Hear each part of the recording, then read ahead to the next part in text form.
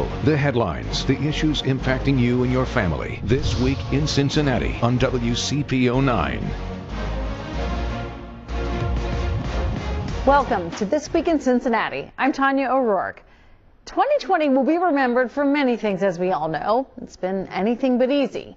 The challenges we've all faced have affected every part of our lives. Recently, the WCPO 9 News team looked at that impact in a three-part report. They covered issues as personal as marriage to widespread as supply chain.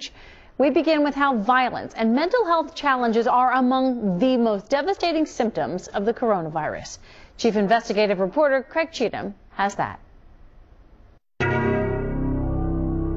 I just kind of slid to the floor and cried. Bertie Keaton grieves in the most painful ripples of COVID-19. It's unimaginable that I'm never going to see my daughter. Keaton's 32-year-old daughter, Jessica Englund, the mother of a 6-year-old son, was shot and killed last month. Her son's 7-year-old friend found Englund's body in the basement of her Norwood home. I'm going to heal very slow.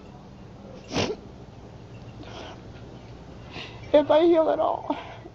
Norwood police searched the basement and found a second body, Billy Waters, the 44-year-old father of Englund's son. Police say he had also been shot. Norwood police call the deaths of Englund and Waters a potential murder-suicide. The Hamilton County Coroner's Office is still investigating the deaths. Two of Englund's friends tell the WCPO 9 I-Team that months earlier, Jessica had ended what they described as a toxic relationship with Waters. Despite that, Waters continued living here, helping Englund pay her bills so she didn't lose the family home during the pandemic. One of Englund's friends says Jessica told her that the fights with Waters kept getting worse and that her home became a cage with few opportunities to escape because of concerns about COVID-19. It's another tragic example of the pandemic's indirect impact examined in our I-Team investigation, Cincinnati's Lost Year. Recent studies found deteriorating social conditions are among the reasons for surges in reports of mental health crises, domestic violence, and shootings. I had a bullet come through my window for the first time in 55 years. Larry Robinson lives near an Avondale apartment where 3 people, including 30-year-old Giovanna Coleman, were shot and killed on September 16th. It was happening every night. 13, 14, 15 shots going off. Cincinnati police say there have been 82 murders in the city through October of this year. That's a 40% increase over the previous 3-year average for the same period. Cincinnati Police Chief Elliot Isaac says the neighborhoods with the most gun violence are also among the most disadvantaged communities in the city. We have communities that are basically under post-traumatic stress. The pandemic also had a huge impact on first responders, who face the added risk of exposure to COVID-19 and were sometimes targeted by protesters during mass demonstrations. Westchester therapist Cinnamon Ryhold says her practice focuses on first responders, who she says are increasingly wondering if they can keep going. There's just the fatigue, the exhaustion, the lack of appreciation, the risk that's involved. A survey in late June by the Centers for Disease Control and Prevention found 40% of adults reported struggling with mental health or substance use as a result of the pandemic. I would be in panic to the point where I was hyperventilating. Kelly Conklin, a human resource director in Warren County, says her anxiety and depression peaked during the spring lockdown after her best friend closed his business and moved in with her family. I was spiraling pretty far down. Conklin says positive coping exercises like painting helped her. She also volunteers and shares her experiences with others through the National Alliance on Mental Illness, also known as NAMI. It's important that we have this education for people so that people don't spiral like I did, or when they do, they know how to pull themselves out of that spiral. And Cincinnati police are trying to help the recovery by reconnecting with community partnerships and targeting illegal guns and the criminals who use them. Gun Crime Task Force has done tremendous work. In the past 8 weeks, they've taken over 120 illegal guns off the street. Bertie Keaton says she wants to have an impact too by taking care of her grandson and helping him recover. Pride and joy. For more on support services for domestic violence victims and the rest of our investigation, go to WCPO.com. Craig Cheatham, WCPO 9 I-Team. When This Week in Cincinnati returns, the pandemic's effects on our children, their future dreams, marriages, and what could be a silver lining.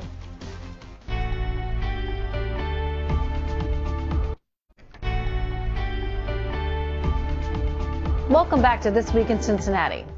Now, a rebound investigation. The pandemic has had an enormous impact on families and kids. High school athletes say they're missing out on college scholarships. Divorce attorneys say they're overwhelmed with families in chaos.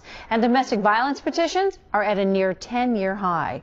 In part 2 of our Cincinnati's Lost Year series, investigative reporter Paula Christian looks at the fallout that some tri-state families are facing from the pandemic. Plus, how lessons learned are also providing hope. Hey, Mama, do get a good kick. The road back to the football field is tough for Western Hills High School senior Chris Scott. It's just been a long process. When the pandemic hit in the spring, he was on crutches after surgery for a football injury. The quarantine forced his physical therapy sessions to go from 3 times a week to 1. In desperation, he did his own therapy at home. I would pack my backpack with the books I had, and I would use the books in my backpack to squat. Then, just as Scott was getting healthy enough to play, the Cincinnati Public School Board, fearing the spread of COVID, canceled games until mid-September. This while athletes at most other tri-state schools got to play. Very frustrating. Scott's story isn't unique in the pandemic, but it is part of Cincinnati's lost year, defined by personal stories of loss most of us might not see. Therapists like Jennifer Palmer of Greater Cincinnati Behavioral Health Services say it could be years until they know how deeply the pandemic shutdowns have affected the youngest members of society, like Scott. So anxiety, depression, anger, a lot of anger and irritability. Charlie Heyman is a senior and a soccer player at Walnut Hills High School. He worries that his dream of playing soccer in college may not happen. He lost his spring season, where college coaches usually show up to recruit, to the shutdown. So that definitely hurt the chances of me playing in college. He's also not been able to return to Walnut Hills for his senior year. The school remains closed and learning is virtual. For Charlie, the pandemic itself also hit close to home. He lost his grandfather to COVID in May. So just having all that stripped away is kind of disheartening. Last one. Cole Veal is also worried about where he'll go to college next year. He is a linebacker for East Central High School, who is still waiting for a college offer. Since this quarantine has hit and COVID, I can't really visit any schools. The NCAA put all Division I recruiting on hold until January 1st. I'd definitely be sad about it because I love the sport of football. I've done it since I've been in kindergarten. Dr. Jessica Bunce is a clinical psychologist specializing in young athletes. She says athletes are grieving lost seasons and missed recruiting, but she's most worried about teens who are living in unstable families. For those that are in less safe home environments, that's where some of the concern has been. I kind of compare it to being in a pressure cooker. Divorce attorneys like Sean Evans say they're seeing more turmoil at home. Not only do you have the added stresses of financial uncertainty, you have the additional element of homeschooling children, working from home, everyone living together. Emotions get very high. Evans says she's also seeing more violence, substance abuse, and fighting from couples who are seeking a divorce this year. She and her law partner, Trista Goldberg, blame the pandemic. It's stressful for a well-functioning family. It's chaotic for a family who's in distress. Experts worry that children will be more fearful of innocent behavior like coughing when the pandemic ends and the masks come off. They also worry about a gap in development for children that could take years to come back. But for some families, there may be a silver lining. One of the long-lasting effects of this pandemic, I think, could be that parents and children are actually more connected. Cincinnati Children's Hospital psychiatrist Dr. Courtney Cinco believes all the time families are spending together during the quarantine could build lasting bonds. That maybe our families become stronger. For Chris Scott, who did finally get back to the football field last month, he says the pandemic has taught him resilience and patience. It changed my perspective on life as it is, just making me value the time I have now and just spend my time wisely. Paula Christian, WCPO 9 I-Team. Therapists say parents should look for some red flags in their kids as this pandemic wears on. Those include irritability and sleeping issues. For more on these warning signs and some source resources for help, check out Paula's digital story on WCPO.com. Coming up, the hidden costs of supply chain shortages caused by the pandemic.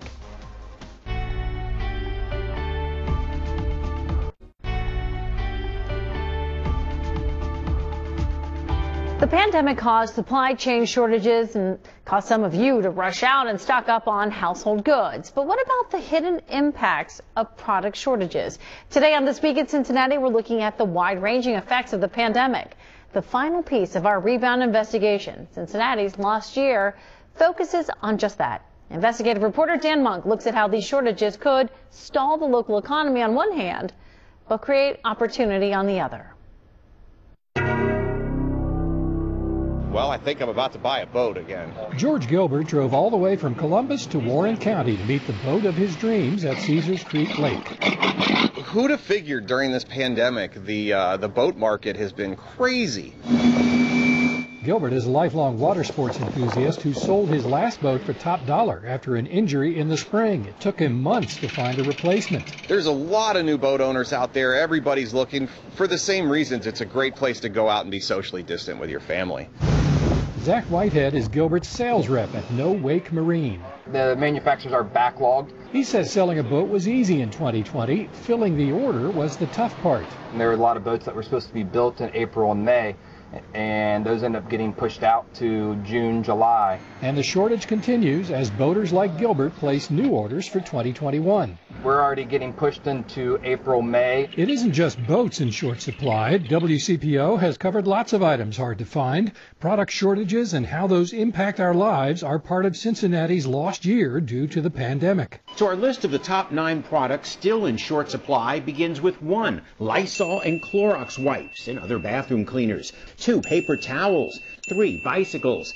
4, appliances. 5, swimming pools. The supply chain, I don't think people realize certain items, how backed up they are. Jeff Bender sells warehouse and distribution space for the commercial real estate firm Cushman & Wakefield. There's a very good chance that this could take 18 to 24 months before things really work themselves out. This is not just a matter of convenience. The pandemic created supply chain disruptions around the world, according to the global consulting firm McKinsey & Company.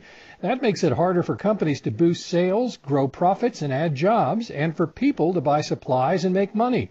McKinsey put a $30 trillion price tag on this year's supply chain losses.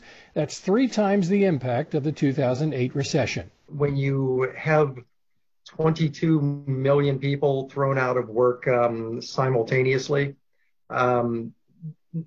these kinds of events tend to leave bruises on people and on economies. Rick Kaglick is Senior Regional Officer for the Federal Reserve's Cincinnati branch. I don't know if it's the supply chain so much that is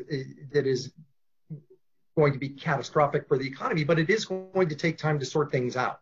We don't have the goods where we need them right now. This year's supply chain chaos is causing even big companies like Dries to wait longer and pay more for things like appliances, lumber, and windows.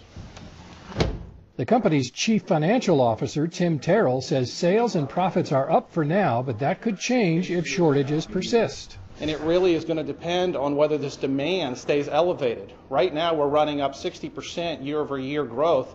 And at that level, we just absolutely can't keep up. As home builders get squeezed, car dealers are getting crushed. It's been a challenge. Weiler Automotive has 40% less inventory on its lots than this time last year. Company president David Weiler says that's $80 million in lost sales. Instead of selling cars, it looks like I'm displaying blacktop. Before 2020, Weiler enjoyed 3 straight years of double-digit sales growth. Now, if we can get into a single-digit decline from 2019, I'll be happy. Back on the lake, Zach Whitehead had a big sales year, but he worries about that dwindling inventory. The shortages aren't a good thing. It raises prices, makes things more difficult. The market's tight, and I think if you try to come buy a boat now, you may be waiting quite a while before you can get a new boat. There is one silver lining to all of this chaos. Companies like Amazon are spending billions of dollars to turn Greater Cincinnati into one of the world's largest cargo hubs. Bender and Kegler both say that will create thousands of new jobs. Dan Monk, WCPO 9, I-Team. This Week in Cincinnati. We'll be right back.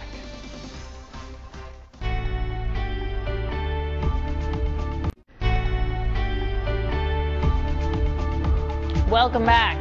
Well, there was a lot of news this week before people in the tri-state turned their attention to celebrating the Thanksgiving holiday. On Tuesday, Ohio Governor Mike DeWine said the state is going to get its first batch of coronavirus vaccine in a matter of weeks.